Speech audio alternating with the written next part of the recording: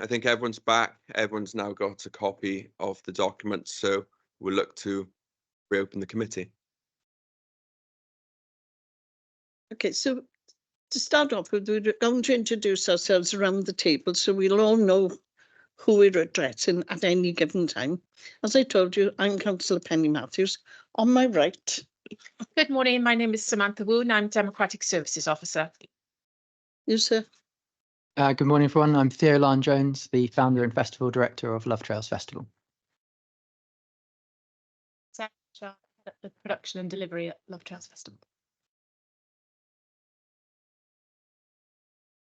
Might not be working. We're new to this. Hi, I'm Lou Jennings and I'm the Strategic Non-Exec Director for Love Trails Festival. Good morning, I'm Oliver Baxter, I'm Head of Music and I also work across marketing and audience research at Love Trails Festival. Morning, my name is Joe Alistair. I work with Love Trails Festival as part of the route coordination team. Hi, I'm Lynn Pierce, Windmill Farm, right opposite Webley Castle.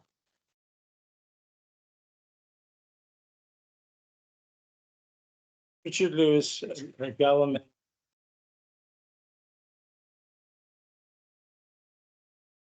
David County, I've done Raven Farm, Bury Green and Gowan, as a community councillor on Van Riggin Lower Community Council.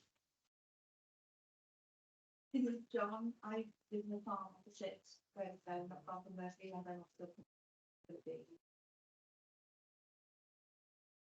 They're not working. resident. I'm 3 miles away. I'm from the Brody Council.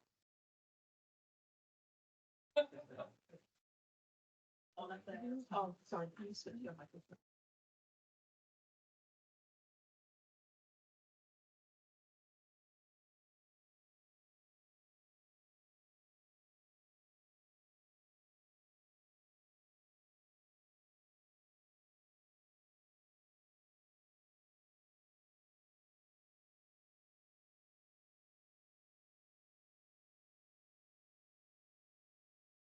Good morning, I'm PC Paul Jones for South Wales Police, police licensing.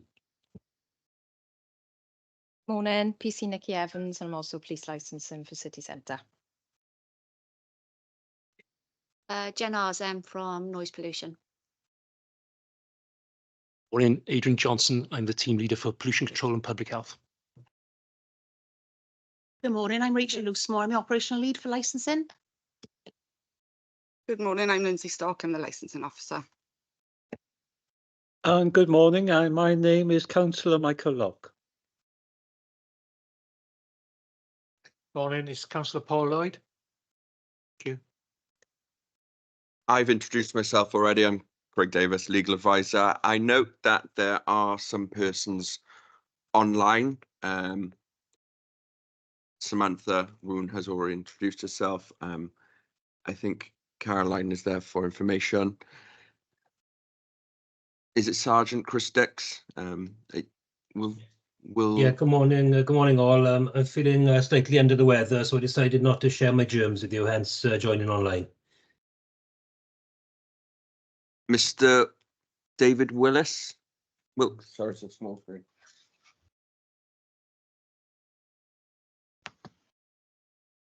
Yes, good morning. David Willis, I'm a resident of Landemore. And a Simon Forbisher as well.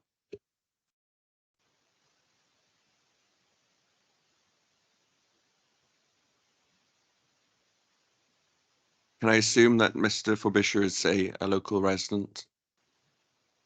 Okay. Officers, will he be speaking? Has he filled in the notice?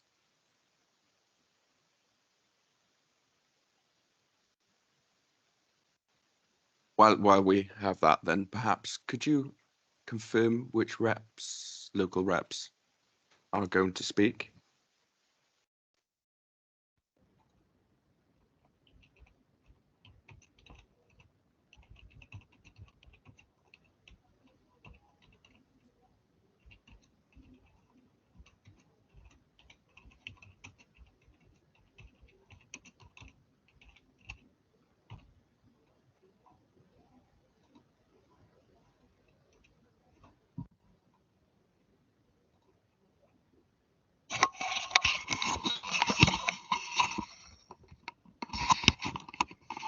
just to confirm with them who can and who can't.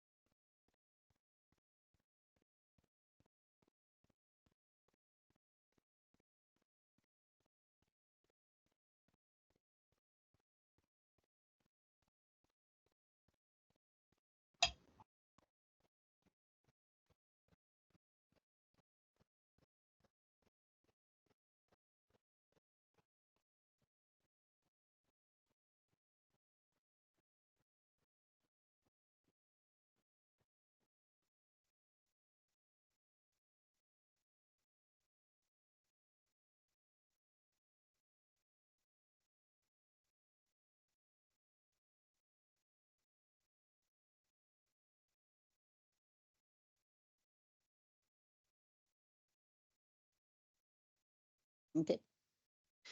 Thank you. Good morning again, everyone. We're going to go through the papers now with the officer and see exactly what we've been asked to amend today. Just first, do you want to do that then?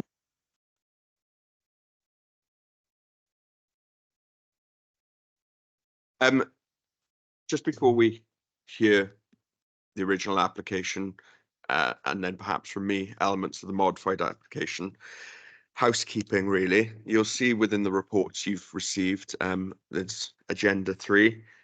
We've dealt with 1. Have members dealt with the declarations? Yeah. There we are. We would be in between 2 and 3 that the chair would ask the licensed officer to present the report. But just as some information for you all, I did touch upon it, in fact, earlier on, to say about the running order that you would have ordinarily heard, if you like, a modification at the end. But to simply summarise, shortly we will hear from the officers who will read the report. It is for the members to ask questions of the licensing officers. Then we'll hear from the responsible authorities, ordinarily South Wales Police first, then we'll hear from the Pollution Department. Again, it is for the councillors to ask those persons questions. We will then hear from the local or additional representations, yourselves, and again, the councillors will ask questions. Then we will hear from the applicant who will put forward their application and or the modified application as per what we've heard here. That is the standard procedure because, as I said, normally if there's any changes, we're here at the end. But because helpfully we've received this paper document, it does modify things. And I might have my cake and eat it and ask whether or not you're going to nail your colours to the mast in what is in here. So when I shortly pass it over to the licensing officers, it's likely that the report as is would be read out, and then as an addendum to that, I'll jump in and say, right, what we've received today, is that now the modified? And as I've touched upon earlier, then when it comes to the police's and everyone else's and your opportunities, you know where you are. And you can say what you were going to say. But to continue the housekeeping, there will be an opportunity for the applicants to summarise what they are submitting. The committee then will go into closed consideration with myself only and Ms. Woon from Democratic Services. All other persons will be asked to leave. A decision will be sent out in writing in 5 days. And then simply to say, only speak when you're asked to do so by the chair. Those who are online, please don't simply jump in. Raise your hand on the screen and myself or the chair will spot you and then call you in to speak. As we've already experienced, please use the hand here when you speak.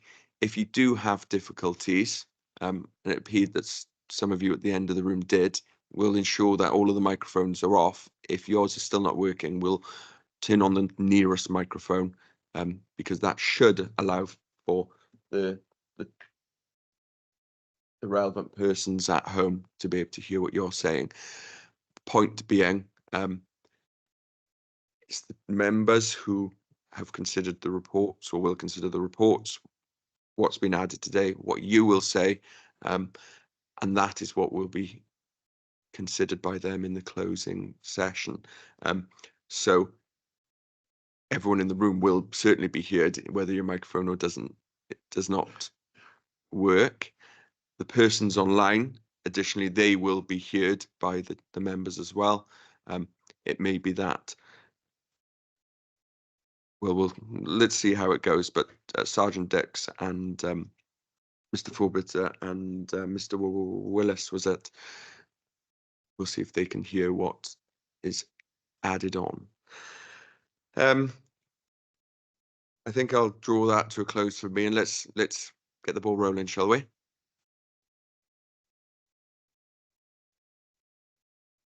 Good morning. Thank you. I'll now read the report of the service manager to the Statutory Licensing Subcommittee. The application is to vary a premises licence for Wobley Castle in Llanryddion, Swansea, and the applicant is Love Trails Festivals Limited. An application to vary a premises licence was received by this authority on the 11th of December 2023. The application is being made to amend the operating schedule for the licensable activities on offer during the event. The application is being made to add in the performance of dance as a licensable activity and to add 17 conditions to the operating schedule.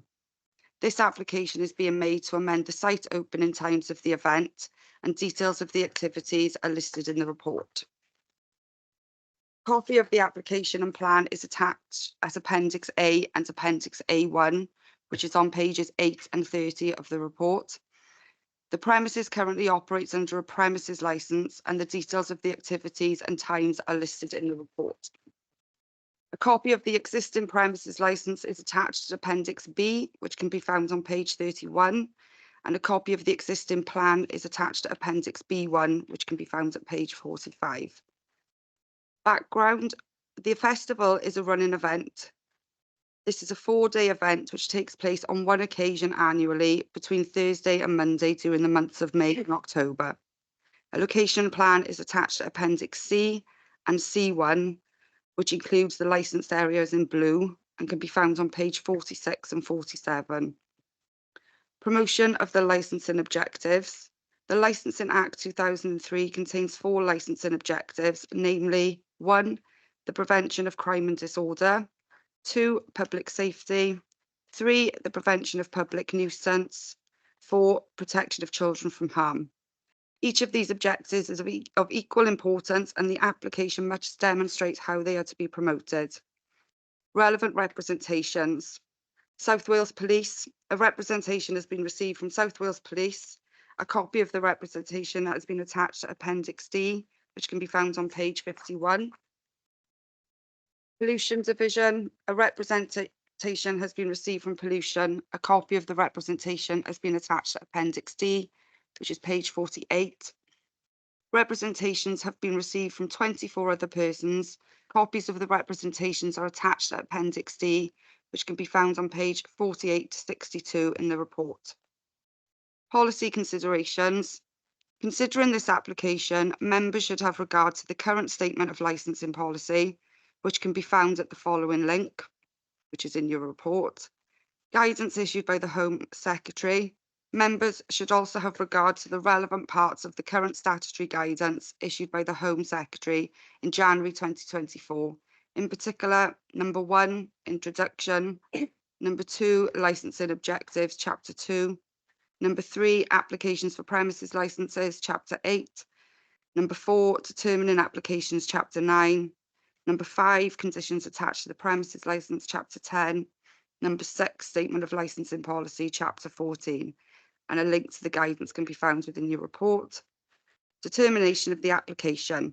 The decision must be based on the individual merits of the application and the representations received, with a view to promoting the licensing excuse me, objectives outlined in paragraph 5 of the report. In arriving at the decision, members should also have regard to the relevant provisions of the policy and the guidance as previously provided. Reasons must be provided for any departures from the policy or guidance. In reaching the decision, the committee must have in regard to the representations, take such steps mentioned below, if any, as it considers appropriate for the promotion of the licensing objectives. A, grant the licence subject to 1. Conditions reflect the operating schedule modified to such extent as the authority considers appropriate for promotion of the licensing objectives. Certain regulated entertainment under the Licensing Act 2003 as amended has been deregulated. Where entertainment is deregulated but licensable activities continue to take place on any premises, any licence conditions imposed on a grant of a licence in respect of any deregulated entertainment will be suspended. B, reject the whole or part of the application. Thank you, Chair. This concludes the reason of the report. Thank you very much. Any questions, please? Any questions? Okay, so prudent now to deal with the modifications then. I think everyone now has a copy of this additional document. In one hand, it's good that it sets out most of the modifications. From my quick note, if we turn to the page where it says original request, that deals with the alcohol, the music, and the food stalls. From my recollection, food stalls is not present on Sunday, so of course adding food stalls. Not included on that, though, is that, of course, you didn't have dance on your original license, so it's adding dance. And, of course, some films as well has been modified also, yes. So those are missing off. The current license is 4,000. Your application is 499 now. There we are. Okay, so that's what's not there for the original request. And then looking to the next page. So the application for alcohol, you can of course in that second column see where the applicant is at, well, what the current license is. As many of you may then be aware, because you've have entered your representations, perhaps if I just deal with Saturdays, the Saturday application was to extend it to 4, and you can see there now that it's been reduced to 3 AM. Perhaps, in fact, I should just deal with the things that aren't there. So, food traders are, okay. Dance is not. What do you propose to do in relation to dance?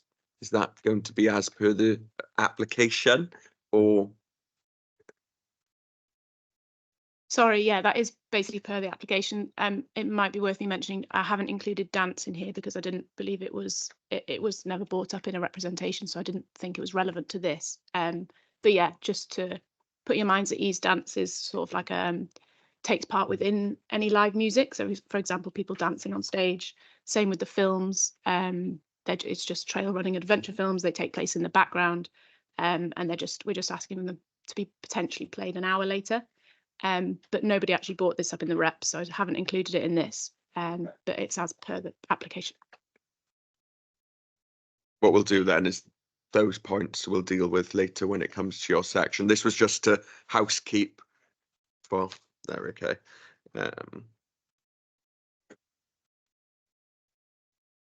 And I'm loath to ask questions now. I'd rather wait till later, but you are seeking to extend it, despite what I see the assumed or prospected numbers are going to be for 2024. You are looking to extend your capacity to 499. Okay. There we are.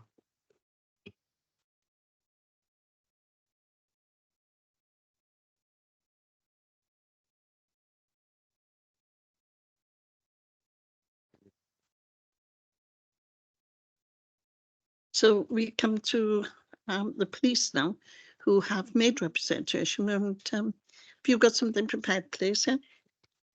Good morning, Madam Chair and committee members. Can I confirm that all parties have read the representations from Southwest Police?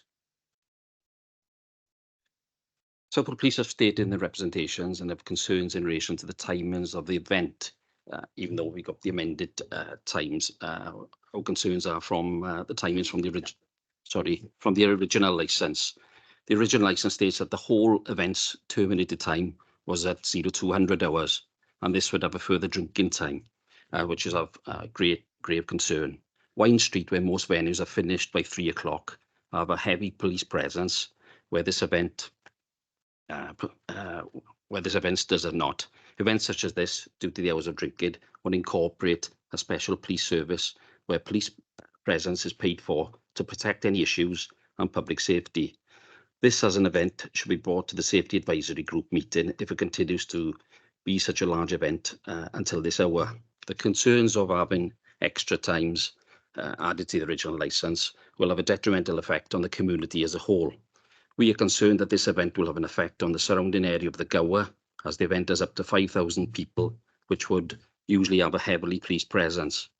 Also, as previously stated in the representations, would also have an impact on not only the residents, but safety of persons attending. Also, as stated in the representations, should this go into the late hour, would have a major impact on policing resources. This is now a major event due to the members and late hours. I appreciate every application should be judged on its own merit, and the fact that the event's coordinator has contacted the police licensing department to make reassurances in relation to the variation they've applied for. However, Southwell Police representations stand, and therefore wish for the licensing committee to consider the representations as they stand, with the information of how events of such nature would run in Swansea city centre of the street. Any questions, please? Any questions? Questions? So what would your recommendation be then? That the hours stay as they are, with the figures as they currently stand? Yeah, from a police point of view, yes. Yeah. On a similar thread, obviously we can see what the current license is. I believe on the current license there is no mention of late night refreshment for a Sunday. Would you simply request as the license remain as is, or any modifications? Oh, sorry. Yeah, we would rather it remain as it is. I think really the added numbers that you've got now would bring in more revenue for you. And that's why we're looking really to keep it. We appreciate that you haven't had many incidents over the time that you've run it, and I can see in the amended information you've given us today that you have covered some of the crime and disorder, which we appreciate. But our representation still stand as it is. Just clarify, have there been any incidents that you've been called to, please? 4 in total. On the same day, or were they spread over the time? No, they've been spread over years. Over a few years, yes.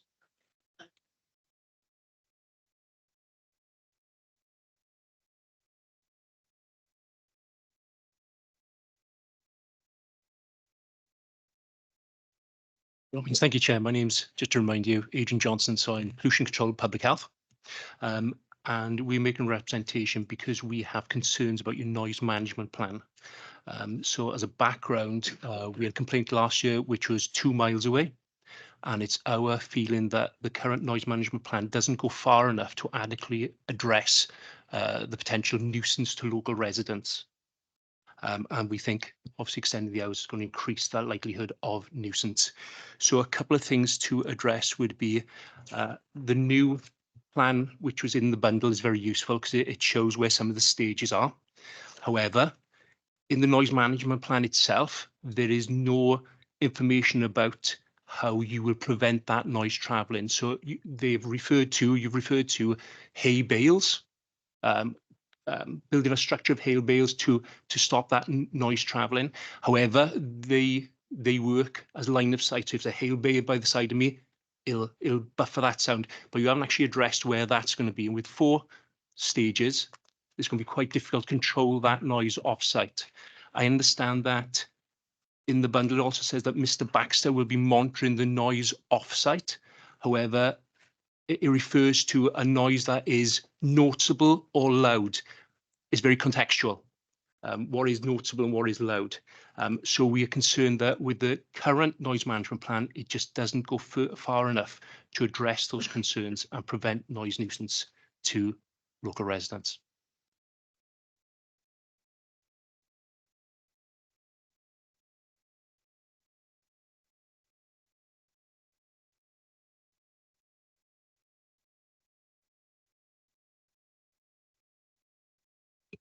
I'm just going to fill out what you've said. I apologize. This is going to be with everyone. I'm looking for devil's advocates and to see what's what. Of course, I say this for clarity, for everyone. There is an events management plan that's been submitted, I think shared yesterday, and the sound management plan. That the contents of that are not what the members are focused on for the license today. That is essentially for information, because those plans are draft documents which are going to be finalized, as you see, with one of the modified or proposed modified conditions, that the event organisers are saying that they would engage with SAG, the Safety Advisor Group, and therefore those plans would not be finalised in, I think you say 3 months, would start to engage. So the devil advocate point I was going to make, if in that engagement by the organisers and vice versa with the police and with everyone else, would any modification will better the current position and any proposed conditions, I assume? So modification would definitely better the current position. However, we'd have to see those modifications. It is quite a difficult site from a noise management point of view. So it would need beefing up to enable us to consider it properly. Having our cake and eating it, the police were asked if there were any incidents, and we didn't.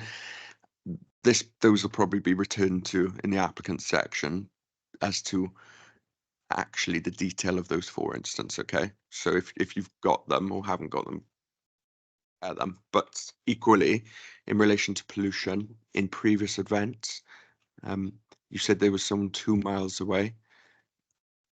Did you have a number as to the persons? Yeah, so we've had 1 complaint last year, which is 2 miles away. Keeping in mind that from the main stage to the nearest noise sensitive dwelling, just had a quick look at it yesterday, we're talking about 3/4 of a mile. So if we've had a complaint 2 miles away, 3/4 of a mile is concerned. We have got history of complaints about events at Webley Castle over previous years, and we can certainly provide those. I haven't got exact figures in front of me. Just to line it up, was because there are numerous events held at this location, not to tar everyone with anyone else's brush. Are you talking about this event or other events?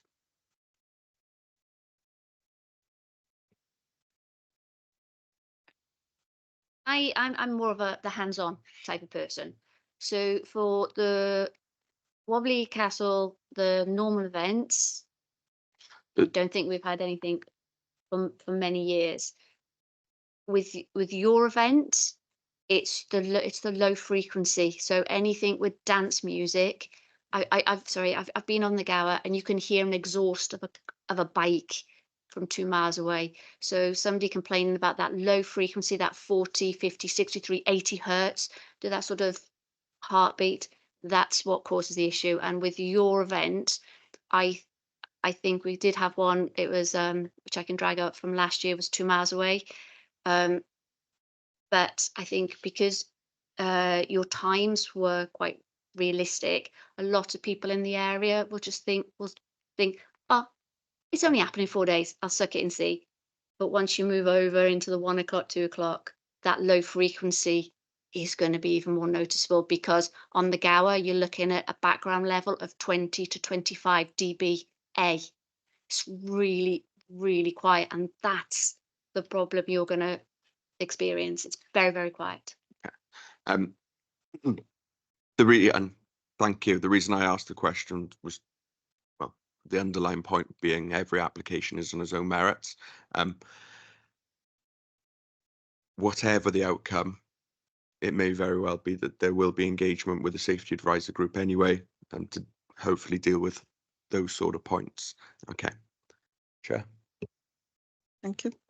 So we go to the local representative, Councillor Richard Lewis. Thank you very much, Chairman. Or Penny. It's the problem with this. It's going to set a precedent. A lot of people, a lot of the caravan sites and sites we've got there, they stop at 12 o'clock. And again, occasionally when they overrun, I get a shed full of complaints. But I think what is the problem is that here it's a very close-knit area, and I think that the size and scale of this is rather large, and I think that the noise factor, I mean, it's going to spread 2 miles. It's quite a large circle when you look at it, and the congestion on the roads, and when you're talking about using bales of hay to deaden the sound. There was a fire on the other side of the road to this site, and there was not enough water in the main water mains to put it out, and the place burned down. And I think this, if you're going to use bales of hay, there's alcohol, young people, of course they're going to be smoking, it catches fire. You don't know that the risks involved are horrendous. And as far as I'm concerned, 4 o'clock or 4:30, and the hours there, I think it's asking too much of the residents to put up with this nonsense for 4 days. I'm totally opposed to this, to be honest. Sadly, I'm not on the licensing committee. I may come back next year, I think, on that. But I think I certainly hope our dear council colleagues, or my council colleagues here, look at it with a very sympathetic view, and think if it was in your ward, how would you like it? And I think it's all very well saying it's a great event for there. When you look at Gower as a whole, the wedding industry, which fortunately is well running Gower, that brings in something like 25 million. The caravan sites and the hotels, they bring in about 40 million. Professor Stevens was the one that came up with the figures. I think they are very important, because believe me, Gower brings in an awful lot of money to Swansea City. And we see the problems with Swansea. There's a problem with the city centre. I don't want this to have a detrimental attack on the current business we've got there. And I hope that either reduce the times, or in fact, I would certainly welcome that, but it's too much too soon. And I dread the complaints I'll get in July, because these things go on. Sadly, we had at one time, Gower had about 14 or 15 police officers there. We've only got literally 1 or 2 of these days. And as I say, hopefully things will go okay, but you never know what is round the corner, and you get trouble, and you see the trouble across the country these days. And as I say, I don't want anything to upset my locals, the businesses, residents, elderly people. Sorry. I hope that the wise men and women on the committee will turn this down, Chairman. Thank you. Can I slightly bring you back to it then? Just for clarity, because obviously what you all need to understand is that the event has a license already. So if this application were to be unsuccessful, that will remain. Okay, so the point being, when you said reduce, that can't happen. But then I also raised a point in my head that, of course, they made an original application, and this is to all reps. Please have this in your mind when you go into comment, because of course this is a modified application now. Are you of the view what's current suffice? Because there's you can't reduce from that. Not today anyway. Don't think about the original application. Think about what's been offered on the modifications. Is that still a step too far for you, or are there points within that are reasonable? Because what the members have to consider is where, and this is now for the applicant, when it comes to your point, if an application needs to promote the 4 licensing objectives, so effectively reps, you need to be saying that this is not going to be promoting it. An applicant, you need to be saying that this is great on A, B, and C, and why it does promote these points. Okay, so please try and keep to the licensing objectives, because that's what's going to be considered. Thank you. So with the gentleman next to you, who's next to speak, please? Do you have anybody on the list? Is a gentleman next to Councillor Lewis due to speak? If we start husband and wife, perhaps we start and work our way. There we are. Hi. I just want to, as far as the 4 licensing objectives are concerned, we all know the link between alcohol and problems with drunks and people having violence. I'm not saying you've had that in the past, but regardless of that, all of us on the local community have supported you thus far. We could all have made many complaints. We haven't, as people have said already, because we feel that the current license that you have is reasonable. I don't think 2 o'clock is reasonable, to be fair, but you have that license, and we have worked with it. So we have all tolerated the times that you do go over, although I'm sure that's not going to be represented here. And we have put up with it because we all have businesses to run, and you have a business to run, and we want everybody to be successful. We want to welcome people to Gower. We want to welcome visitors to Gower, including the trialers and people who want to come and sing and dance and have music. However, that has to be within the licensing rules, and what you're proposing, what you originally proposed, and even what you've changed does not fit with those licensing objectives. You know, the sale of alcohol and the drinking of alcohol till 3 in the morning, let alone 3:30 and 4:30, which was originally asked. And yes, I appreciate now it's been reduced and it's not that time anymore. Your current license 12 to 12:30, the ones that you're trying to increase to an hour and a half an hour, as it stands at the moment, it's doable.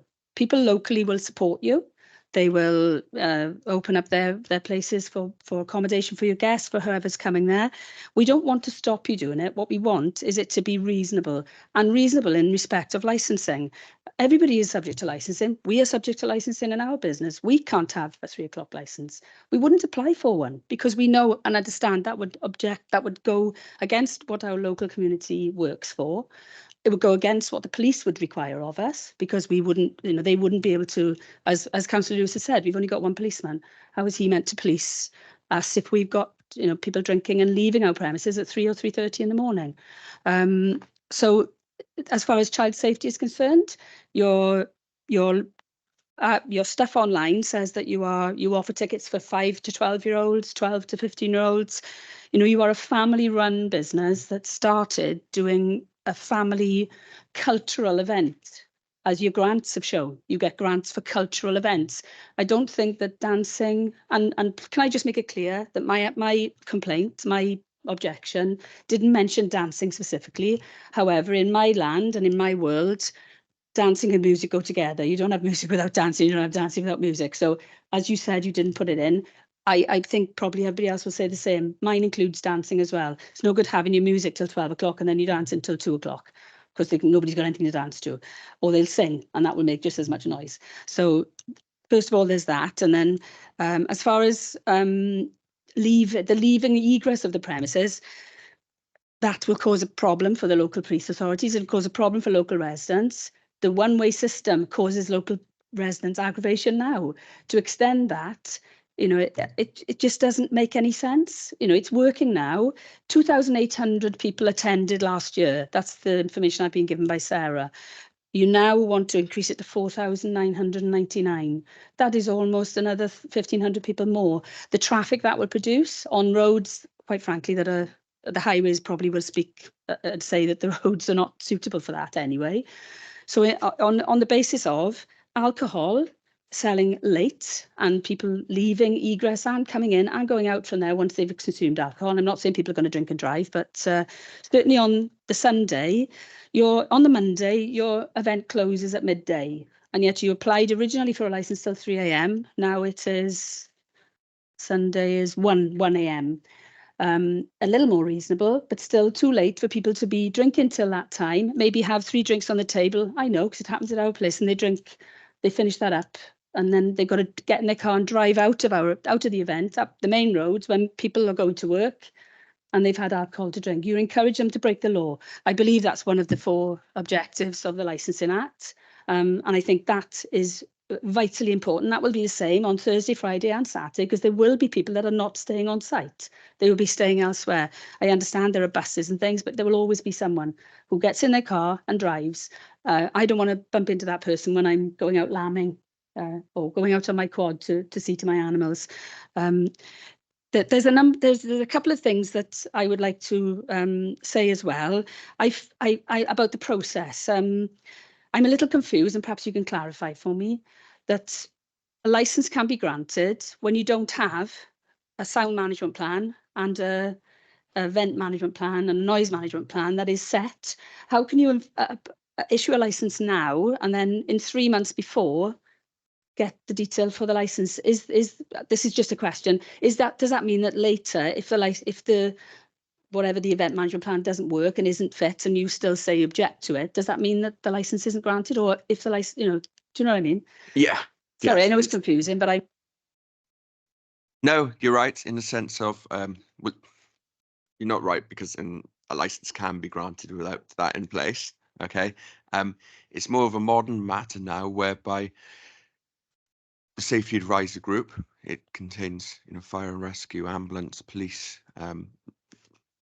pollution, many of the different elements of the authority and externally, whereby they all work together with event organisers. For example, something in Singleton Park, they'll all work together beforehand and reach an acceptable agreement for it to go ahead, because today is just for a hypothetical license in reality, because yes, there's a license to do it, but certain still points need to be T's crossed and I's dotted. So it can be done. It's a good thing, actually, that it's a fluid document, because an applicant could submit a document today and there may not be points in there which are suitable. So it's actually a benefit to all the organisers and residents and authority or responsible authorities that it's not dealt with till the end, because ultimately, if there was an event, I don't know, a swimming event, and they hadn't put in their management plan that there was no lifesavers there, or there's one lifesaver to 10,000 people, it simply wouldn't be safe. And then there are processes that can be followed through and the event could be held back. So it's a fluid document, it's a draft. I wouldn't hang yourself up at this stage with it, because it's for the persons better qualified than you to deal with it, with the persons who are better qualified to run an event and to deal with the safety of an event. then I just want to say that I do object. I don't think this license should be changed at all. It should remain as is, regardless of the new changes. It's already impacts our local communities greatly, not just noise, not just the worry of having drunks rolling about on the road. And please don't get me wrong, we don't always get that, but we have had it up our lane. You know, we've had your people come up on our lane and sit outside my cottages and use their internet. So when you say in your event management thing that you're going to use phone signal is not brilliant at our place or your place, because every year you've come and asked us to put a mast up so you can get good internet. So there are all these little things that will, you know, impact everybody in the area, not just your people. And to increase to the volume of nearly 5,000 people is just, I don't think the area, the ground, the land is suitable. It's not big enough. And also for us as businesses, not just as communities, for me as a business, for people over here who have run caravan parks, at this point in time and for the last couple of years, we do not have visitors. We do not have any events at our place because we cannot, because we close at 12. Our music goes off, our license, we don't serve alcohol after 12. Our couples go to bed, our people go to bed at an event. Our customers who come to stay in a cottage will go to bed perhaps earlier than that, but then we can still hear the music from your place going on till perhaps 1 o'clock.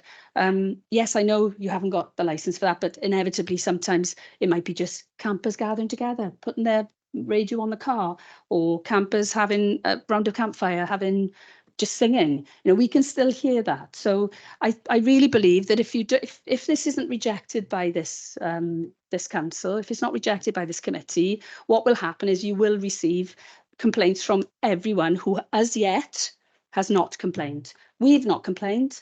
A lot of people here have not complained about the noise. What they've done is, as was said over there, they have tolerated it and thought, good, it's bringing income into the community, it's bringing a festival for lots of lovely people to come and enjoy. We see the runners going past our lane, they must be mad at 60-degree heat or whatever. But anyway, we see them coming up and having a good time, and that's brilliant. That's really good. Your ethos originally about love trialing is fine, but what's happening here is it's the thin end of a wedge. What'll happen is, if you get a license later, next year it'll be later, the year after it'll be later, and we will have a music festival rather than a running festival.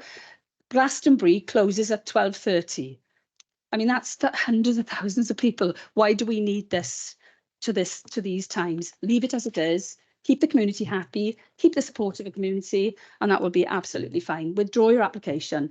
I believe this should be rejected outright, and that's all I'm going to say because I've said enough.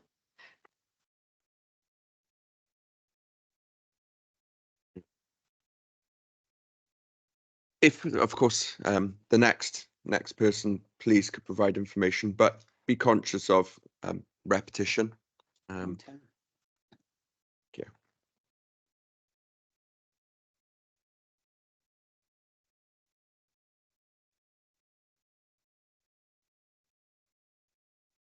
Could you see if you could press the... Sorry, beg your pardon. David Cowley, Community Councillor at Llanryddion and Lower for over 35 years. We have unfortunately had a lot of complaints, and one of the big, while in principle I have no objection to this event and it's nice to see people enjoying themselves, the problem is the noise. Now, I checked this out a couple of years ago when you had one of these events. You haven't really covered yourselves in glory. I had to go when this was on down to Skirlidge and spoke to somebody down there. Now, as the crow flies, that's 3 miles away, and they could hear it quite plainly down there. Well, people are entitled to a little bit of peace and quiet. I mean, I've gone for years to the Great Dorset Steam Fair, which covers 600 acres, and that is always shut at 12 o'clock. As Lynn said, Glastonbury shuts at 12:30. We have no objection to the licence and things as they are, but I totally object. These new demands should never be met. It simply isn't fair. I run a couple of local sawmill businesses, one being a local sawmill, and somebody bought, which is a licensed business premises, having been there since after the First War. Somebody bought a cottage opposite, and we had hell for about 2 years because they complained about the noise from an existing business, which eventually proved to be absolutely unfounded. So I'm sorry, but this should not be granted. Thank you very much. Thank you, Mr. Cowley. Would the lady next to you like to speak, please? My name's Denise John. I'm the chairman of Llanryddion Lower Community Council. I just reiterate what Lynn said, basically. You know, she's pretty much said we don't complain. We like the business coming into the area. We like to support local events. My concern is if you extend the hours, people work locally, we've got to go to work. We have to get up in the morning. So if we're extending even by half an hour, you've still got to get up and you might feel tired. My husband's a farmer, so he's working heavy machinery. There's also the impact on the animals. I know, people think, oh, they're just in the field, but they do get distressed by the noise. So that's the one thing. Also, to reiterate what Lynn said, if you're extending alcohol hours, people do get in their cars the next day and they do think, oh, I'll be fine. But they're not always fine. And, there is a risk of causing accidents. With the noise, the music levels, you say about hay bales. My concern is I know what a hay bale looks like. And how high are you going to stack these? Because they are dangerous. You only need one or two falling and that can cause a serious injury. Also, you've got the issue of the second stages when you close down the main stage. Are they facing over the estuary? Which way will the music be going out? Is it inland or? So if they're going out, that is actually going to cause a noise over the estuary. So you'll find that, I don't know, lower down on the estuary, across the estuary, they might have a problem with the noise as well. And then the last thing really that I want to say is, if you're increasing the volume to almost 5,000 people, we've been asked to supply water because we're quite close to Webley. But we won't have, we run out of water at times. We've got a borehole, so we rely on sort of local water levels. We've got a borehole, and sometimes if overused, we run out of water. So the issue there is, if you've got another 1,500 people, how are you going to support the water levels and supply the water? That's my main concern. But I would reiterate, I don't want the festival to stop. I think it's a great idea and I fully support it, but extending the hours so much and perhaps having so many people extra might be too much for the local environment to support.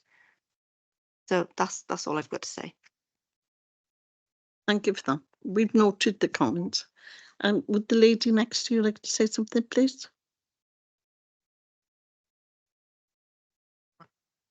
I'm Jane Evans. I'm a local resident. I live about three or four fields away from Wobley, and I've got a small caravan site.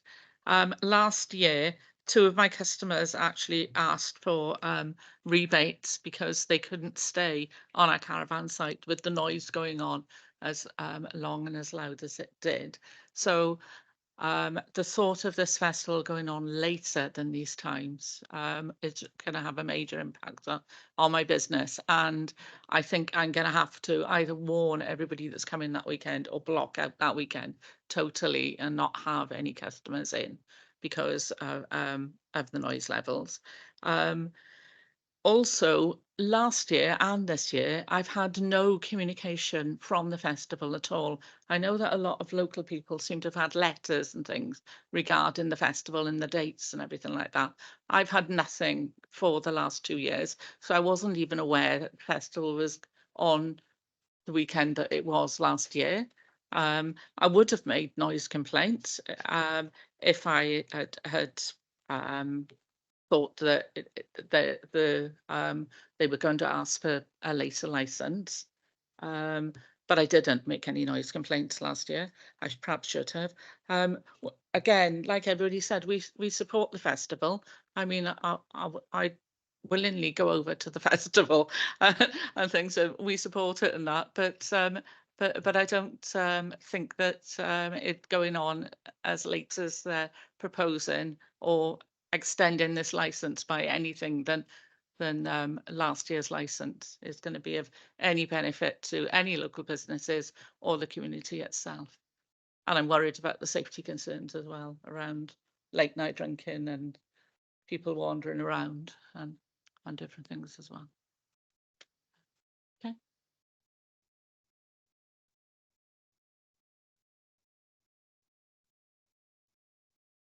Right, I live at Nantarach. I've got the ordnance survey map here. I would probably can't see, but I'm there. And it's a straight line across the estuary to Webley. and I also have a straight line to the Llanryddion Holiday Park. I get noise from both. There's nothing to baffle the noise to me. Apologies. What was your name? Sorry. Diane Thomas. Now, there's a few things. I didn't receive any communication, the letter at all, about this year's festival. Again, same as last year, I wasn't aware it was going on. I've also got a small caravan site where you're allowed 5 caravans, small touring caravans. So last year, I quickly had to inform the people that had booked that there was this festival. Some cancelled. The ones that decided to stay then complained and I had to refund them, which happened the year before. I did take it up with Love Trails, and I didn't realise last year's was even going ahead. They said they would come and monitor the decibel level. That hasn't happened.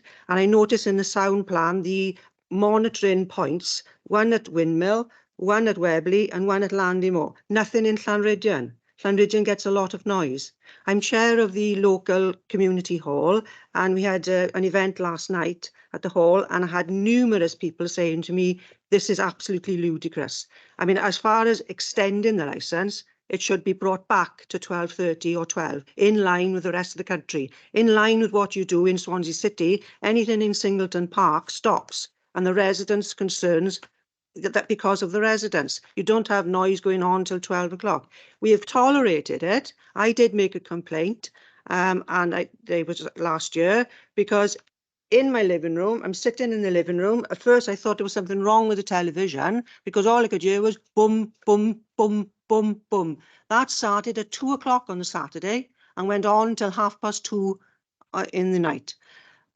We didn't have a phone number last year. The year before, I did phone about the base level, and I don't know who I spoke to, but they were they're not really concerned about it. Then they did actually, because they had lots of telephone calls about it, turn the music down. It went down from 12:30 till 1 o'clock, and then from 1 till 2, it blasted right up. You go to bed, you can't sleep. Windows all shut, everything, you can still hear that beat. You were not going to go to sleep. I got a daughter in Landymore. She put a complaint in, but not here because she's working. There is a land of work outside of these events. She got 2 children, couldn't sleep. No sleep for 4 nights. It's not a reasonable ask. And I say the decibel level, I'd like to know what the decibel level. I was assured they would come to my premises last year and do it. That didn't happen. So we have no idea what the decibel level is that we are expected to tolerate. And must be 3 miles away. But I say there's nothing between me. It's a straight line across the estuary. The tickets, they say on this letter, which a neighbour brought to me, say the tickets are free in exchange for a small donation. They're not free. The small donation is £40 for an adult and £20 for a child. I don't call that free. My daughter with 2 children, that would cost her £80 to go. Is that reasonable for, Gower? Have you any idea what the earning levels are in Gower? That's not a reasonable, I don't call that a small donation. We're in the area of outstanding natural beauty. Lots of my caravanners come so that they can observe the bird life and the wildlife, and that's what they like. The other week we had a pallid harrier, which is very rare. I'm concerned about the effects of all this on the wildlife. Gower's, it was the first area in the country to be designated an AONB. That should be respected. This is not respected. And this is the crux, I think, of what I feel with this Love Trails, is that there isn't a respect shown for the community. And that's all we're asking for, is respect and consideration. If the noise levels, now other festivals there, I don't hear them. I can hear one be a festival, you'll hear slight music in the distance, which you accept. You accept it, you think, there we are, it's good for, it's an event, there we are, that's fine.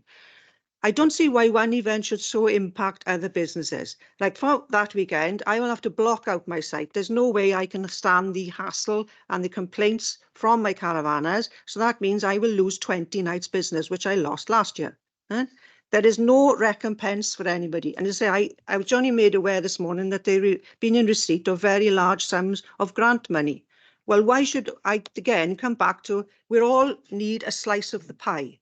Right? We're all paying rates to Swansea City. Well, we are paying rates. I don't know where the respected people here live, but we pay rates, and we just want that respect. We should all say have a slice of the pie, not one event overshadowing everybody else and discomfort. A lot of people in the village have said to me, they're going to go away. Last night they said, oh, we're going to go away. I said, oh, there we are, that's fine. But again, they're having to go away from their own homes because they cannot enjoy their own home and garden because of the event. Right? I say in 60 years, I was born and bred in Llanryddian, and we've never had disturbance of this kind. And I say the event itself is fine, but the respect should be shown for the noise levels. I find that Love Trails don't engage. I said about the decibel levels. And the other thing is then in the sound plan, it says that the speakers, I don't know if this comes from the council's directive or whatever, the speakers, they've been told to point them out into the estuary. So that means it's coming straight over to the village of Llanryddian. You know, so that, why does it have to be so loud? You know, are all your people deaf that they can't hear the music then? You know, I went on holiday last year and I'm sitting here by the pool and there's music there, I can hear it. I moved to the end there, I can't hear it. Why does it have to be so loud? Shouldn't be so loud, I can hear it in my living room. It's about respect and consideration. Right. Thank you for that. Just to clear up something you said, I'm going to go back to the officers for clarification, because you mentioned about the notices displayed that there'd been an application for a change. I'm going to ask the officers now, can you confirm that the notices went out and were they checked, please?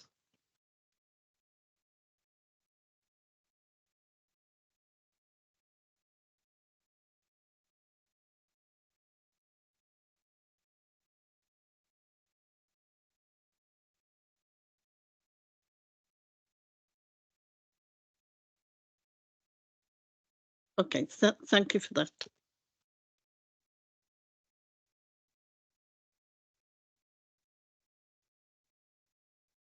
Thank you very much. Theoline Jones, founder and festival director of Love Trails. I'd like to very briefly introduce or reintroduce Love Trails Festival to the room, and then I'll very briefly introduce our team. Love Trails Festival is an independently owned Welsh business registered at my home in West Cross. It's an annual 3.5-day trail running adventure and music festival. When I started the event in 2016 in North Wales initially, I wanted to combine adventure, trail running, outdoor exercise and music. There weren't any other festivals like ours back then anywhere in the world, and we still don't think there are now, making Love Trails truly unique. I'm really proud that Love Trails is Welsh and that we get to show people the Gower Peninsula and that people travel from all over the world to Love Trails Festival. The essence of Love Trails Festival is the collective euphoria of watching a live band on the stage, sharing the runner's high on a Gower trail run, and then feeling just the pure joy you get from running trails and jumping into the sea. We wanted to combine all those experiences into one magical and totally unique experience, and we're really pleased that we get to do that in the Gower. As a business, Love Trails Festival hasn't turned a profit at this moment in time, up to this moment in time, and the primary reason why we've requested changes to our licenses to enable us to create a sustainable business on the Gower that can keep coming back year after year. We hope to cover everything in the presentation, but if we've missed anything out, hopefully there'll be some time for questions at the end. So very briefly, I'll just reintroduce the team and why they're here. Sarah Pritchard heads up production and operations for the festival and can provide insights into our event plans and license. Ollie books musicians and is going to be talking about music schedule and timings. Lou is strategic non-executive director and can provide some information on Love Trails as a business if required. And Joe designs our trail running routes and coordinates permissions and notices with local landowners, farms and organisations like the National Trust. This is our core team, and we wanted to all come along to the meeting today in person so you can see us and meet us and the people that actually run the event. I'm now going to pass over to Sarah. I just wanted to quickly explain and reiterate why we're here today. Firstly, we really want you to let you know that we have listened to your concerns. We've read all the representations. So anything related to noise disturbance, crime and disorder, and any disruption to the local community, we always want to be reflecting back on that. to let you know all the context and clarity around the plans, on what we're asking for and why we're asking for them. And this includes all the changes to the original request after taking on board all the feedback. Finally, we don't want to leave today with anyone not being happy. You know, we respect everyone. We want all the stakeholders here and everyone here to have understood the plans and make sure everyone's happy before we leave. Our main priorities in terms of event management, and from a sort of event management and delivery lens, our priorities are always to make sure we hold a safe and enjoyable event for everybody that comes, but also the local community and all the residents and everyone living nearby. We want to remain thoughtful and considerate to the local community. We love the Gower, we love running, we love the outdoors, and we just want everyone to come and love it too. Just finally on that part, we learn year on year how to run the event better, and that's through speaking to local stakeholders, the police, noise pollution, and everyone. So it really is a collaborative process. So this is really helpful to hear everyone's thoughts and gather feedback, and hopefully this year we can have an extensive debrief process after the festival as well. So yeah, we can make the plans actually better for future. So just a few words about the Love Trails audience and who actually comes to the festival. Provides quite a lot of context for the license application. They're an active, outdoorsy, fitness-focused bunch. Nearly 60% of attendees are female, aged between 25 and 54 primarily. Given the focus of the festival being on running and the outdoors, they're a very considerate and environmentally conscious bunch. We estimate that this year we might have 3,300 people with a ticket at the festival. Tickets can only be purchased in advance from our website. These are then scanned on entry. People are given a wristband, so we have complete control of the numbers that way.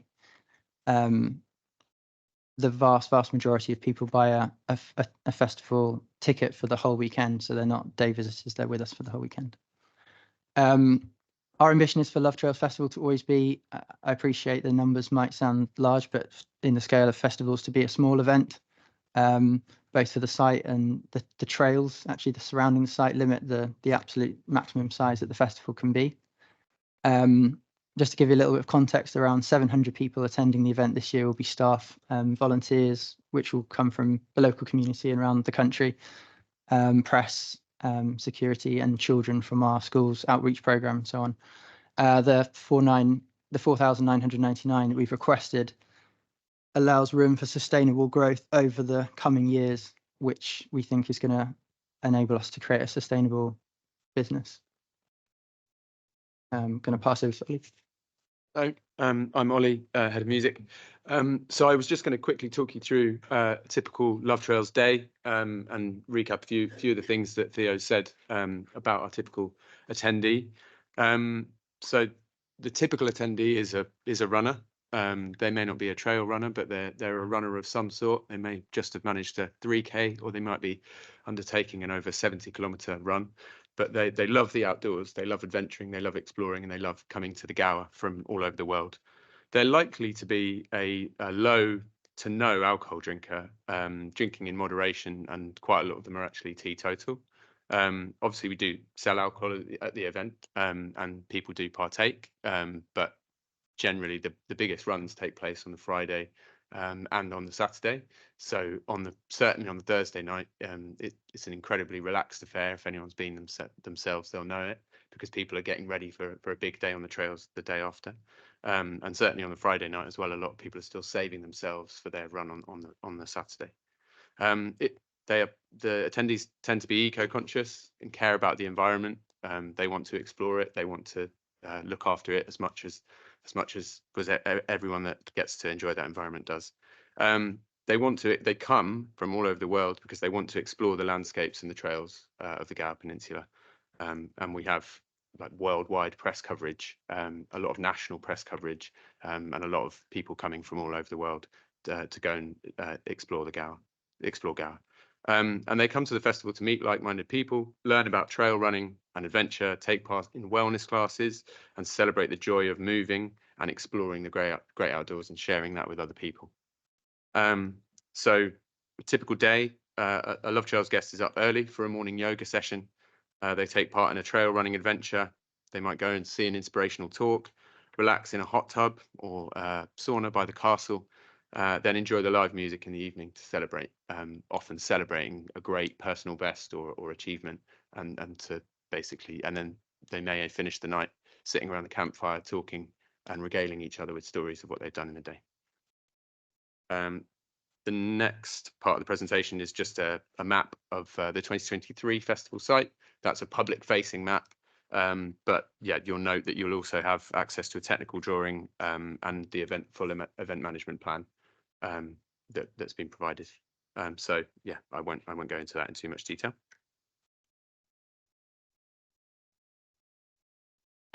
I'll just move on to sort of the reasoning why we asked for these later times in the first place, and why we asked for the licensing to be amended.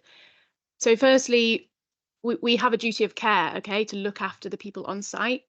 And it has been proven at other events and ours as well, that if you stop everything at the same time, if you suddenly stop your music, you suddenly close your bars, everyone's full of energy, they have nowhere to go. So they go back to their campsites, they might listen to their own music, they might drink their own alcohol. So what we really want to do is create a gradual wind down process for all these people to eventually go to bed. And the more that we can put that on for them, the less of anything negative that's going to be going on. So if we stagger the closing time, so for example, we might close the main stage down an hour later, and then so the main stage closes, and then there may be smaller sound systems on. We then close the bar. We then let people have a late night snack. The food traders close. It creates a really nice gradual wind down process for that, the process before people finish the entertainment and then them going to bed. And that creates a really nice duty of care so that the attendees can feel looked after, giving them a safe space to go to after the music has stopped. We would like to give ourselves some sort of future stability, allowing the bars to stay open, you know, an hour or so, and the local food traders. It creates a financially viable business for us, so hopefully we can keep it on the go year on year. And finally, that there is a demand for it. As Ollie said, the attendee, they're not necessarily drinking, but they do have an appetite for some sort of entertainment later into the night. Our festival goes there up early, but surprisingly, they can also stay up quite late. And that's not necessarily drinking. It's not necessarily listening to really loud music. It's just staying up around a campfire. And unfortunately, we still need a license for that. We still need the license to allow them to stay up later. So hopefully that explains a little bit about why we requested the license amendments. There's a slide there about our original request, which I won't go too much into, but you've all got the timings there. And just moving on to the next slide. We've requested on review, after listening to everyone's feedback and reading all the representations, we've essentially brought back the timings, still a little later than what we have currently, but hopefully the previous slide explains a little bit more about why we asked for them. So just going into a little bit detail, and I won't go through line by line, but for example, on Saturday, we need the license till 3, but we're not necessarily at any point saying that the main stage will be on until that time. We'd like to close the main stage at 1, and then secondary smaller venues will be open after that. Same with the alcohol. Might be worth me mentioning now that food traders particularly, I know that the timings seem really late, but people need to, if they have been drinking, they need some food before they go to bed. They've been up burning all sorts of energy all throughout the day and evening, and they're going to need that late night snack. And it really is a duty of care to provide that for them. So that's why we've requested the food traders are particularly late. Also worth mentioning, food traders are not allowed to play music of any sort. They are there to just serve a cheese toastie at 3 a.m. Before someone goes to bed. So just to summarise quickly on all the timings, just to go through. So alcohol, as you can see, on Thursday, just a 30-minute extension there, and an hour extension Friday and Saturday, and then a couple of hours on Sunday. The music, we're not requesting a change on the Thursday. We actually have a license till midnight, but last year we actually only played the music until 11. So it might be worth mentioning that wherever we have the license, we don't necessarily play music until that point. On the Friday and Saturday, we'd like to extend it by 1 hour. And again, this isn't necessarily from the main stage, it's from smaller sound systems playing around the site. And then on Sunday, we'd like to extend it by 2 hours, and again, not from the main stage. I'll pass on to Ollie now, who's going to explain each night and what that could look like on a music level. Hello.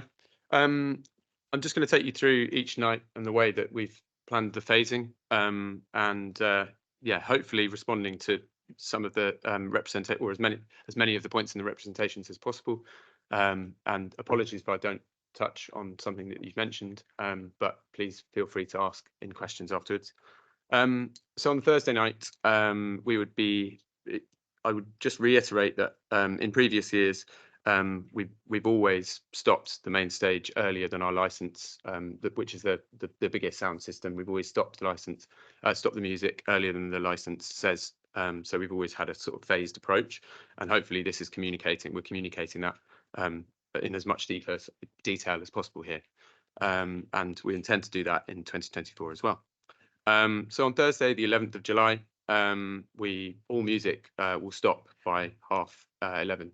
We appreciate that, yeah, it's a work day the next day, and people have to get up.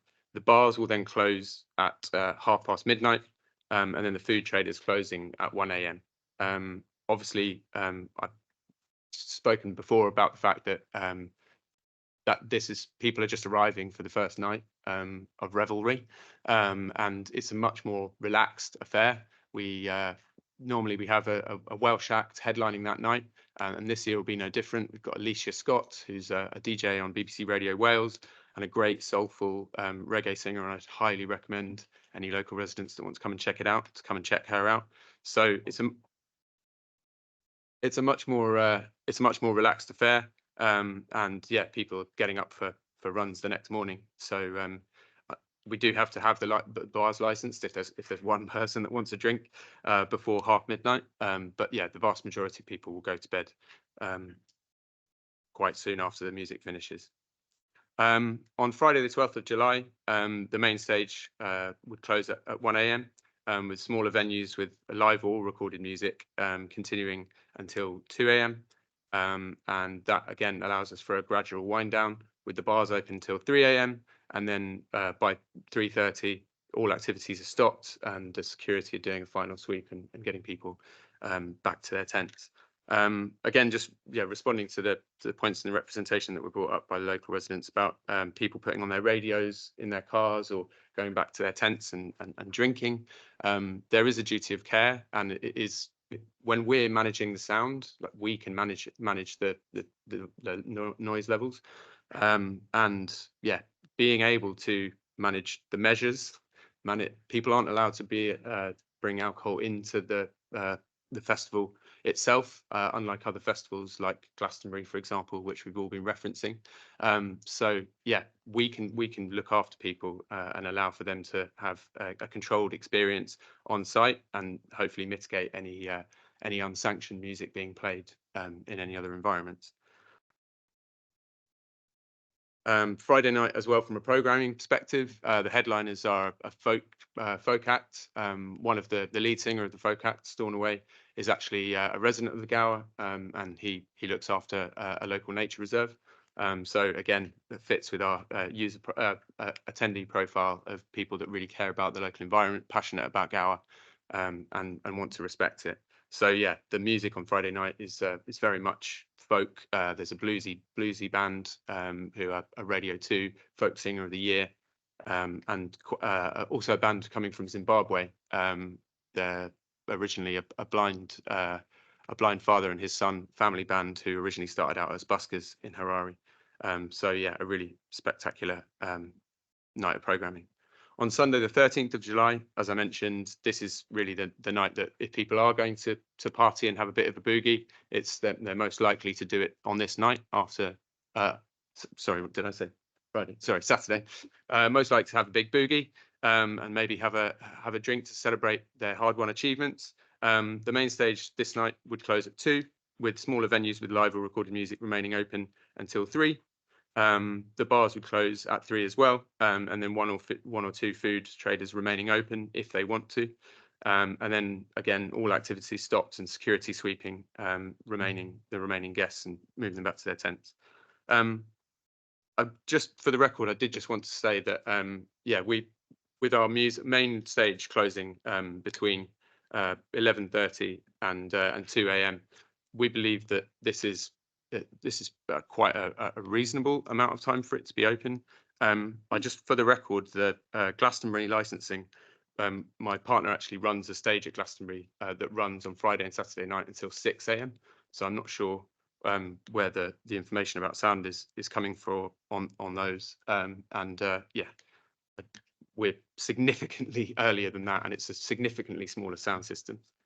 On Sunday, the 14th of July, generally the music is a lot more of a relaxed affair. We tend to have funk, folk, jazz from around the country, and all music will stop at midnight on Sunday, the 14th of July, with the bars closing at 1 a.m. again with food traders to allow people to eat at 2 a.m. Thank you very much. Thanks, Ollie. So yeah, just moving on to maybe some licensing objectives specifically. So yeah, we want to ensure that we run a safe event for everybody. So I'm just going to touch on some of the crime and disorder points of reference. I know that the police mentioned maybe 4 incidents over the last few years. Maybe it's worth questioning that afterwards, but as far as we're concerned, there was 1 incident last year. That's all we've had in the last 6 years of putting on the festival. Unfortunately, it involved a local resident last year, but that's the only incident that we've had involving the police. Our designated premises supervisor, he's called Michael Harvard. He's highly experienced, 25 years in the industry. He's also the DPS for Green Man and the Greenpeace stage at Glastonbury. So we're really excited he worked with us last year as the bar manager and the DPS. So worth mentioning there. In terms of crime and disorder, as Ollie mentioned with the attendee kind of profile, a lot of people, they are low alcohol or even no alcohol. The excessive drinking, it's not something that shines through from our audience. So I know people mentioned, the correlation between more drink and more crime, and it's just not present at this kind of festival. So it is really worth bringing that up. Also about people drinking and driving on the Monday morning. We're certainly in no way encouraging that sort of behaviour, and it might just be worth mentioning that we do put on buses, so a lot of people get the bus, so they're not necessarily driving. I can't speak for everyone at the festival, but I'm sure if they were to drink on the Sunday night, then they would have a designated driver. All these sorts of things answer a lot of those questions. But yeah, just wanted to bring up the fact in no way are we encouraging any sort of crime and disorder at the festival. We increase our security based on how many people are at the festival, and we're always working with our security provider. They're based in Cardiff, Safe Style Security. So we put on more SIA door staff, we put on more asset protection. So that's a member of security at each bar and at each stage, wherever there's expensive equipment. There's more welfare provision. So some of our SIA door staff are actually welfare trained, mental health officers. There's crowd management control, not that we've ever actually needed it. In fact, the worst that's happened is they've had to tell someone to get down off someone's shoulders. So yeah, the SIA security, they're contracted to manage our security and crowd control. We work with them based on all the objectives. We've had the same team coming back for years. They absolutely love it. They think it's the most friendly event, probably because they've just come from Glastonbury actually, which is ours is two weeks later. So yeah, they love coming back, and we really like having them here. We've got a pretty robust crisis management plan. We've never actually had to use it, but we've worked with medical experts, so our medical team and the security on site over the years to just make sure that that's robust should we ever need it. Just moving on to some sound and things, so some totally valuable feedback that we've had from everyone about the sound. So just firstly, for any mitigation towards any sort of noise, the site design, we always think of where the noise is travelling whenever we build our site design process. So from the drawings we're doing at the moment, we always think about the direction of the amplified music. So our main stage in particular, the best place for it to go is obviously out to the estuary. Now, unfortunately, wind it can affect where the noise carries. We've all learned that. but we do try and position amplified speakers in a way that it does minimise any noise. The hay bales, they have actually proved effective to block the noise. So we build them safely. They're signed off by a health and safety officer, but they are built and watered in a way where they're safely built, quite high, and that's next to our secondary stage. The time and duration, so we never play outside of licensing times. We're always very strictly adhered towards the times that we've been given. Pre-event information, it might just be worth bringing up. We do circulate a residence letter, and we always have, and I'm really sorry that some people haven't received it, and we definitely will look at that in terms of where it's going to and distribute more this year when we can. But yeah, we do put a residence letter out with a dedicated telephone number for noise complaints. So we did have a few calls last year inside the licensing times. We record all these on a logbook as well for an extensive debrief afterwards. Just with regards to the perimeter walks, which are outlined in the sound pollution sound management plan, we would like to work with people to make sure that we are going to the places where they would need to be carried out. I'm actually speaking to a noise consultant at the moment called Gareth Hance. He works for a company called Electric Star. He has provided feedback on our sound management plan, and we're always there to put in more mitigations where we can. You know, we want to be going to the places where we think we might hear noise and making sure that we're reducing it where possible. So we will be putting more times for the checks in, and Ollie will be working with the music team on that, but also the locations at which we're checking the sound. We can add more in, and we want to work collaboratively with pollution to make sure we're actually putting those in place. So yeah, keen to hear your feedback after this and make sure, regardless of what happens with the times, that we're putting those plans in place. Yeah. Thanks, Sarah. Just before we end we're coming towards the end of our comments, but just before we come to the end, I wanted to, and I understand this is going to be a secondary consideration for some residents potentially, but just wanted to really reiterate that Love Trails Festival is committed to supporting the Welsh economy, the Gower economy, and we've seen that we've been able to have a really positive impact in promoting the Gower as a tourist and travel destination.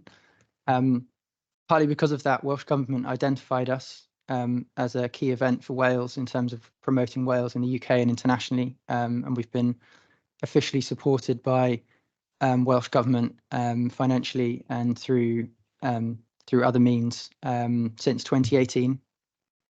A significant percentage of the suppliers at the festival are Welsh, from the security company to structures, toilets, transport companies, and not to mention talent, bands, people doing talks, and all sorts of other roles at the festival, from volunteers, charity initiatives and food traders and more.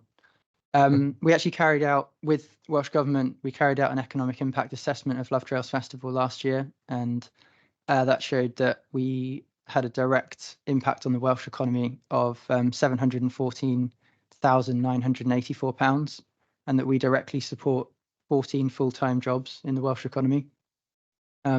These are figures that have been worked on, as I said, with Welsh Government using the UK Government's official economic impact assessment calculator tool for temporary events.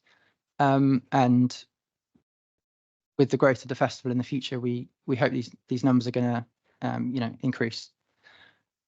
A very quick point on the press that we've been able to generate for the Gower. Last year, we generated 91 pieces of press that featured Love Trails Festival, Gower and Wales, everything from The Guardian, BBC, Women's Running to international press. They generated an estimated 542 million media impressions. I appreciate it's a secondary consideration for a lot of the concerns, but it has a significant impact on helping to promote Gower and Wales as an amazing place to come to. I'm just going to pass over to Sarah now. Policy, but I will keep it short. You do have there's a QR code at the end, and it is available on our website if you ever want to take a look. But this is something that, well, personally and the whole team is really keen on. Just to touch on a few bits, we invite our guests to balance their travel to the festival with a company called Equilibrium. All sorts listed there. So we balance 50% of our guest speakers' carbon travel emissions by making a climate investment to our partners. For every £15 donated, 1 tonne of CO2 is balanced with 4 trees planted in the UK and 1 acre in northern Malawi. There's all sorts of things there around, a huge percentage of our suppliers being South Wales based. We welcome initiatives like the Green Runners, Rebel Patch and various other eco-friendly sort of partners. We are putting on more buses this year to reduce the cars coming into the area. There's lots of on there on our sustainability page on the website if you want to read more, but that is something we are really keen on, and I know it was sort of mentioned in the past, so just wanted to bring it up quickly. But I'll pass back to you now.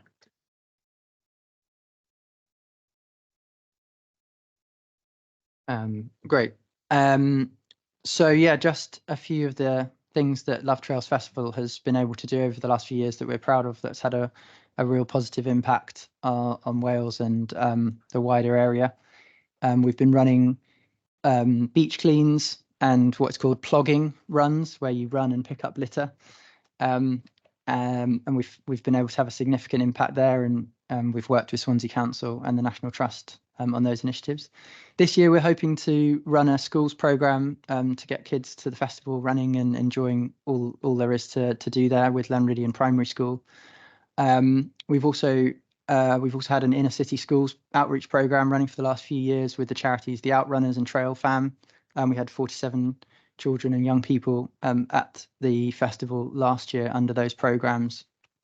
For a lot of people, for a lot of the kids, it was their first ever time leaving a city, which is quite extraordinary, but just shows how powerful that was for them.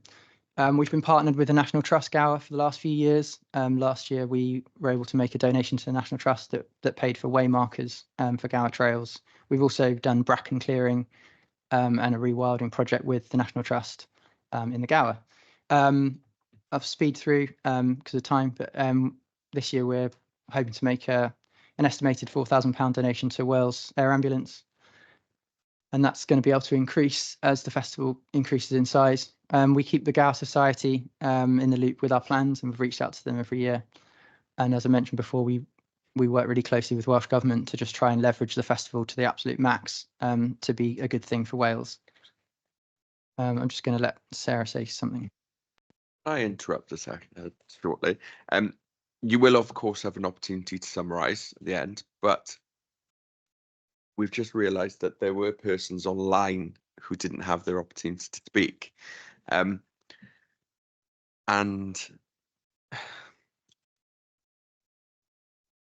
well, the consideration is whether you finish what you want to say now with the view of still being able to summarise, or whether we introduce these persons just in case they say something which you want to rebut.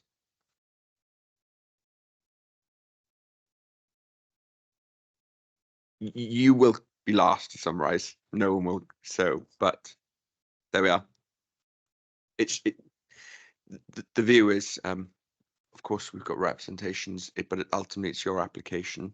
We have to ensure that everyone is heard, and at the moment, not everyone's been heard. So, but yes, the ball's in your court at the moment because it's your opportunity to speak.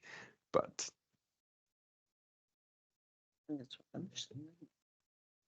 okay, I'll just mention this one more thing, and then we'll summarise after they've spoken. Yeah.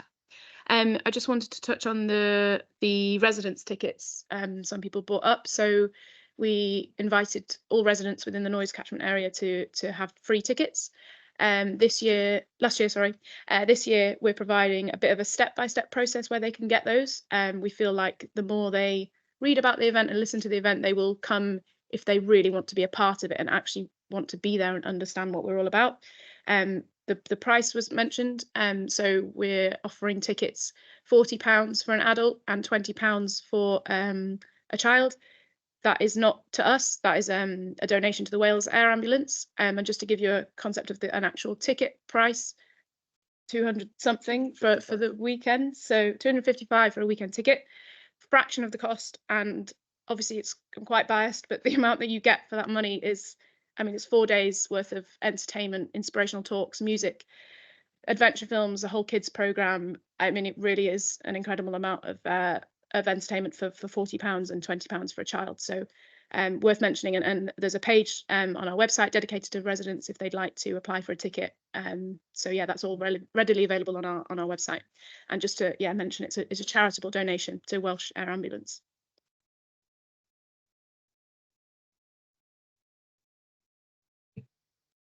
So we have three persons online. Mr. Davis, Mr. Willis, and Mr. Forbisher. There we are. I can see Mr. Davis has got his hand raised. So perhaps if you turn your camera on and unmute your microphone. Good morning, Chair. Good morning, committee and representatives this morning. Thank you for the opportunity to join you online. I would say, first of all, that we've heard a lot of very good reasons why we should welcome Love Trails and the participants to Gower. I should say that I live in Old Walls, living just over 1 kilometre, that's 3/4 of a mile from Webley Castle. And I happen to be one of a group of 15 households who have discussed the proposed extension to the licenses. Thank you for the opportunity to make these following comments. Clearly the issue is going to be, for me and my neighbours, noise, as has eloquently been expressed by Mrs. Pearce from Windmill Farm. The World Health Organization says that nighttime noise should be less than 40 decibels on average outside bedrooms to prevent adverse health effects from night noise. And I'm grateful to the officer who's responsible for monitoring noise pollution that generally on the Gower we can expect night noise to be of the level of about 20 to 25 decibels. So clearly I come from the point of view that I want to sleep in my bedroom, perhaps in summer with the windows open, without being disturbed. And this is my concern. Not because necessarily the level or intensity of the noise that will come from Webley Castle with the Love Trails Festival, but because of the nuisance that comes, again, as has been raised by the Officer for Monitoring Noise Pollution, because of the lower frequency of bass and percussion instruments. So I have to say that that is my main concern, and I really think that Love Trails have missed a trick here, and in not undertaking to stop amplified music, which incorporates strong bass elements, low frequency elements, stopping at 11:30 or midnight, and then transferring to acoustic sets in smaller sub-venues, as it were. And also, I have to say, and this is a friendly suggestion to Love Trails, you could provide that wind down opportunity for participants who like loud music and want to dance. You fail to consider the possibility of a silent disco, whereby the music is, as it were, piped to the participants' earphones. So please think of us, Love Trails, with regard to the noise nuisance, and consider also expanding your intentions with regard to noise monitoring, because frankly your noise log from 2023 showed levels, interesting levels, but at 4 points only at various times around the venue, when you will have heard already from people further afield that they have been impacted by the noise. Chair, I'm going to finish there. Thank you very much indeed. Thank you. Excuse me. Sorry, we've got to go. I've got to be in work. So, I just.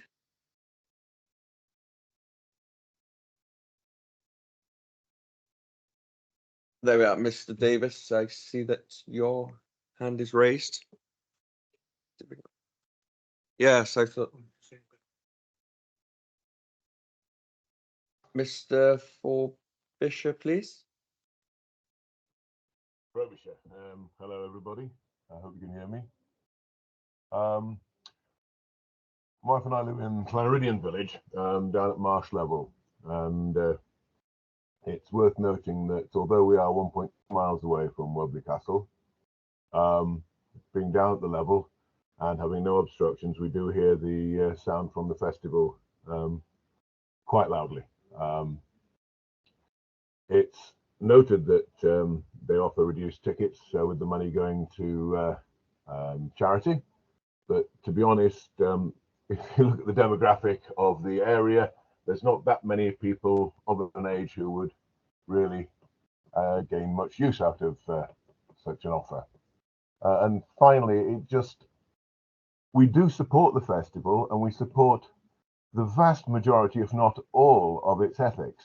However, we do not see that the rather large and long description of all the good that was doing evidences why an extension is required for this one event, so far past everybody else's licensing regulations that are achievable in the Swansea area. That's all I have to say. Thank you. Thank you. And then Mr. Willis.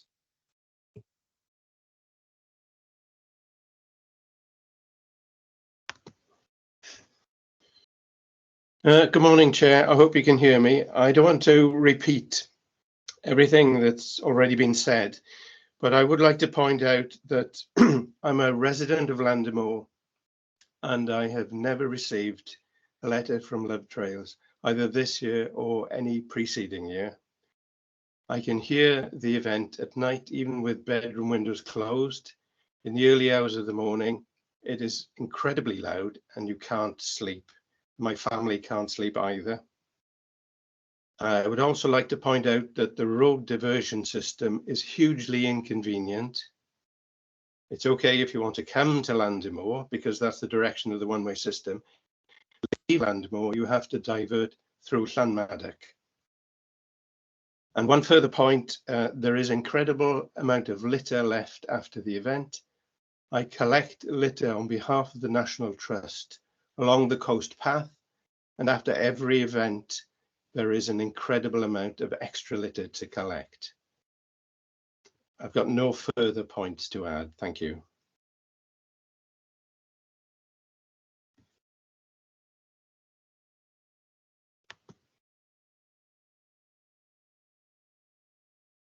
Does the committee have any questions for the applicant, please? I have got some questions. Basically, your reason for wanting the extra time, can you explain it, please? Because you did mention it, but in connection with other things.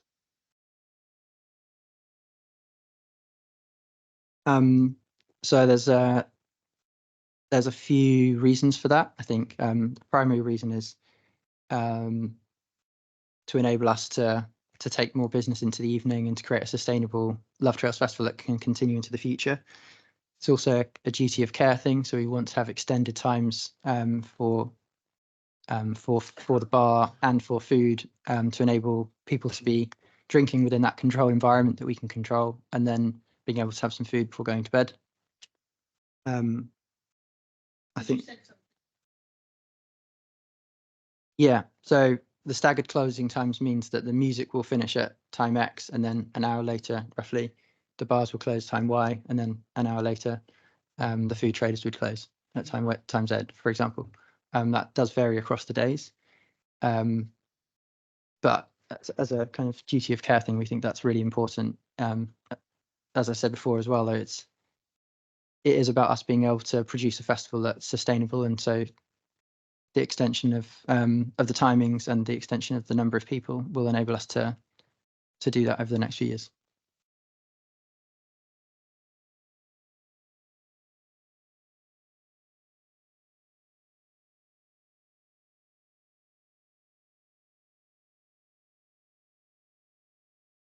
I could just, I think it's like an expectation thing. Festivals and other sort of similar events will have entertainment until quite late, and they will be able to get food quite late and so on. So I think it's about us matching the demand and putting on an event that meets people's expectations when they come.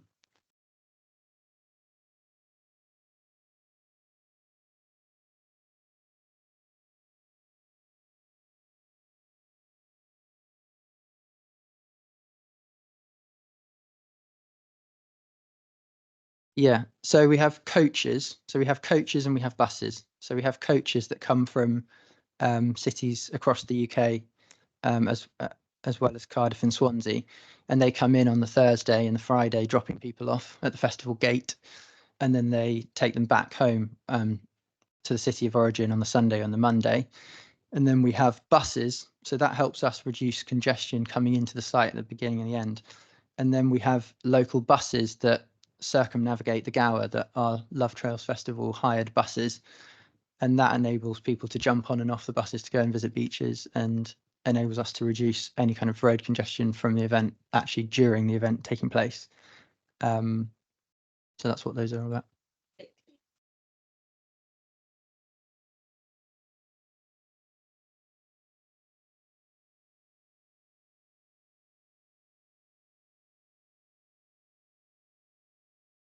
Yeah, absolutely. Apologies to those people who didn't receive a letter. It's clearly something we need to look at and ensure that absolutely everybody does get one. I think we've got a little bit of due diligence to do there, and also potentially expanding the area where we drop those letters off.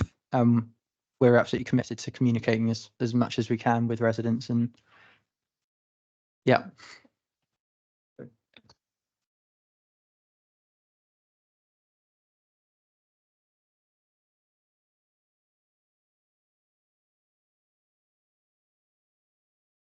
Absolutely. Yes, it's definitely is, and it's not something that we had thought about when we think about Love Trails Festival, given the stuff we do to actually reduce the litter from various locations. So it's definitely something I think we need to do. I think we need to go out and we need to monitor that, and we need to address it on the trails that surround the site. And I'm pleased that we've had this brought to our attention, because it's absolutely the antithesis of the ethos of Love Trails Festival. So let's correct that immediately. Do you have any questions from the professional side, please? Do the police have any questions? Yes. Sergeant Dix, anything from yourself? Yeah, thank you. No questions, but I would like to sum up when I get the opportunity later, if that's okay. Yes, that's fine. Thank you. Just one question, if that's all right. Obviously, they're looking to stagger the times, but it's just the understanding that the license, if it is extended, even though they are aiming to stagger the times, there's no guarantee that they will stagger the times, and that would be something that would have to be discussed further, probably.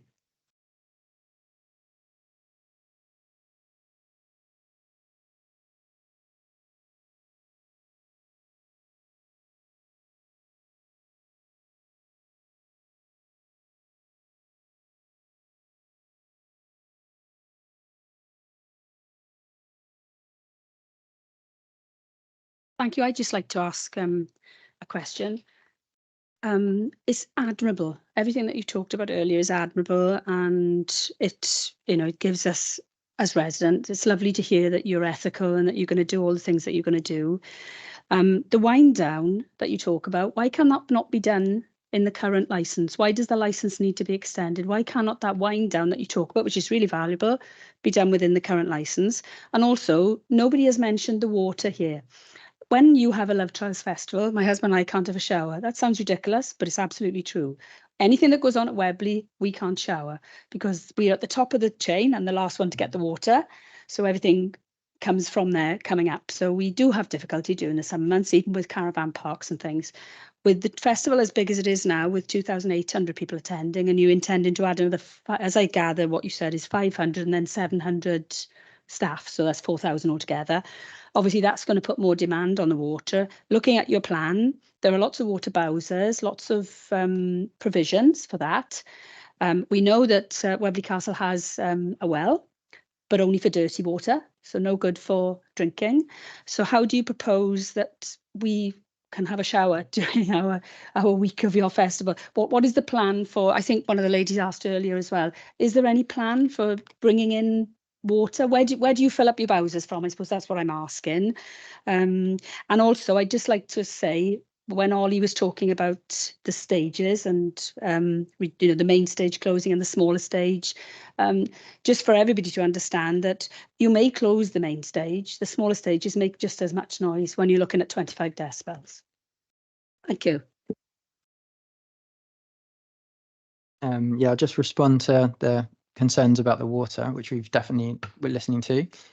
So we do have a private borehole on the farm, which we draw on extensively for showers.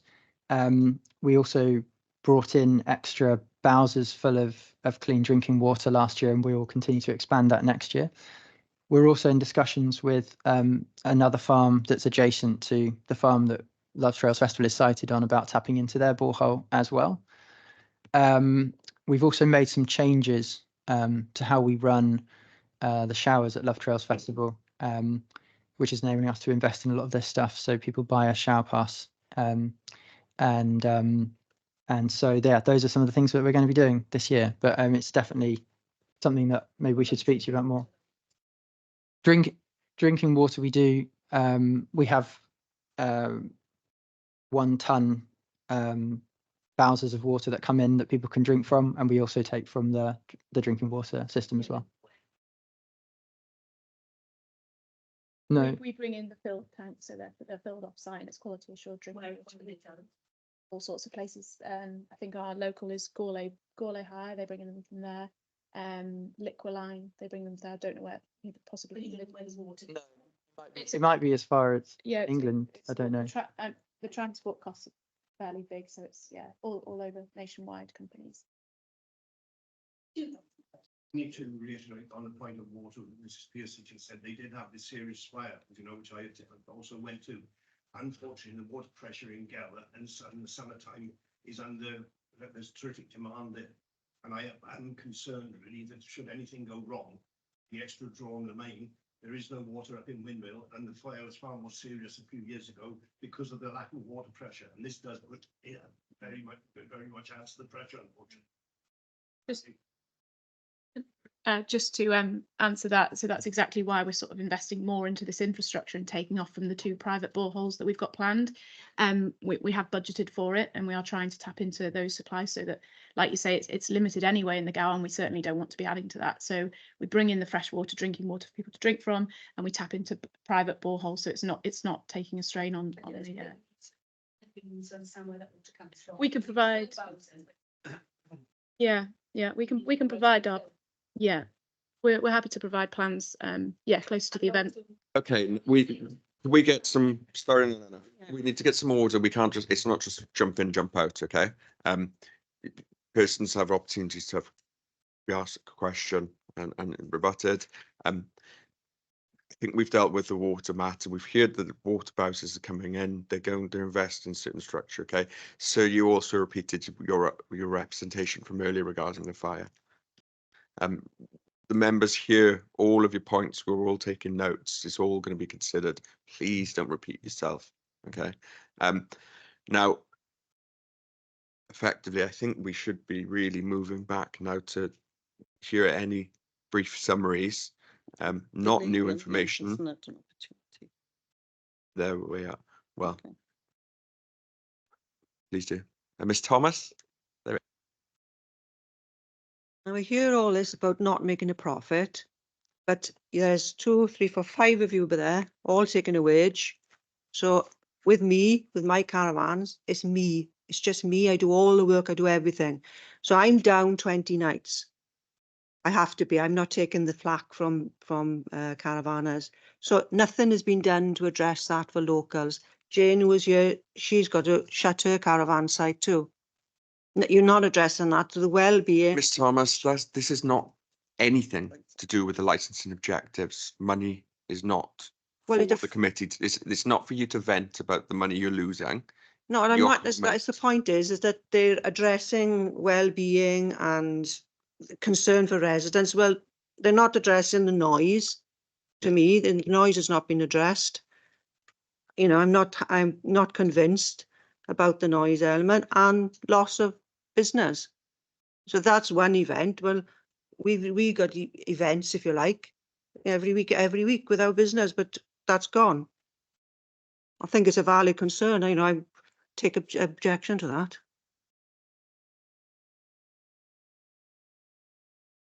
Should we move to South Wales Police now? Oh, there is Sergeant Dix, please.